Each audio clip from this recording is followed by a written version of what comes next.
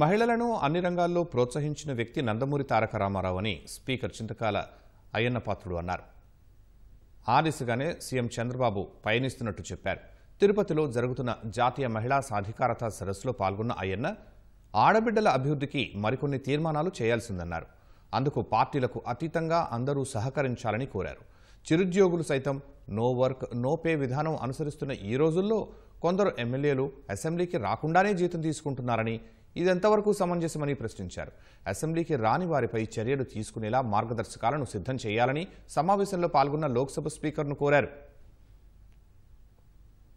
ఇప్పుడు మీరందరూ కూడా మహిళలు అని మాట్లాడుతున్నారు. మా అన్నగారు ఎప్పుడో అన్నారు మహిళల గురించి. సినిమా చూడండి ఒకసారి. ఏచింది మహిళల లోకం, దద్దరిల్లింది పురుష ప్రపంచం అని ఆ రోజే అన్నారు అన్నగారు.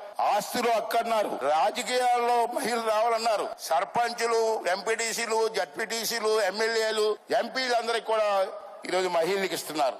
మరొక విషయం, ముఖ్య విషయం, మన ఆడపిల్లలు చదువుకోవాలని చెప్పి ఇదే తిరుపతిలో పద్మావతి మహిళా యూనివర్సిటీ పెట్టే ఘనత నందమూరి తారక రామారావు గారిది అని చెప్పి ఈ సందర్భంలో మీ అందరికీ మనం చేస్తూ, మన ఆంధ్ర రాష్ట్రంలో చంద్రబాబు గారు మొన్న గవర్నమెంట్ ఫార్మ్ చేసినప్పుడు మినిస్టర్స్ ఇచ్చారు. దాంట్లో మా మినిస్టర్స్ లో 3 ఆడపిల్లలు ఉన్నారు, 3 లేడీస్ ఉన్నారు. వన్ ఈజ్ అనిత, ఆమె ఏమి తెలుసా, home minister for state. Sanjay Rani గారు మినిస్టర్, సబిత ఆమె కూడా మినిస్టర్. అంటే కేబినెట్ లో మొత్తం మీద 3 మినిస్టర్లు ఉన్నటువంటి ప్రభుత్వం ఆంధ్ర రాష్ట్రంలో ఉంది. అన్ని రాష్ట్రాల్లో కూడా మహిళల్ని మినిస్టర్ చేయండి.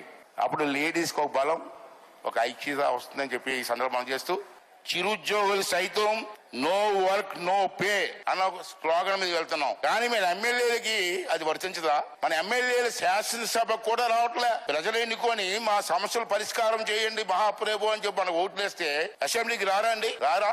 ఎక్కడో బయట మాట్లాడే బదులు అసెంబ్లీలో మీరు మాట్లాడవచ్చు కదా. మీ ప్రజా సమస్యలు పరిష్కారం చేయడం కోసం ప్రభుత్వం దృష్టిని తేవచ్చు కదా, ఎందుకు రావట్లేదు అన్నది స్పీకర్ గారు, వేదిక మీద పెద్దలందరూ కూడా పరిశీలించవలసిన అవసరం ఉంది. సార్, ప్రభుత్వ ఉద్యోగి రాకపోతే సస్పెండ్ చేస్తున్నారు, ఎమ్మెల్యేలకు లేదా అండి? అంచేత ఎమ్మెల్యేలు సభకు రాకపోతే ఏం చెయ్యాలన్నది స్పీకర్ గారు సరైన చర్య తీసుకోవాల్సిన అవసరం ఉందని. అంటే నేనేమంటానంటే స్పీకర్ గారు కూడా ఆలోచించాలి.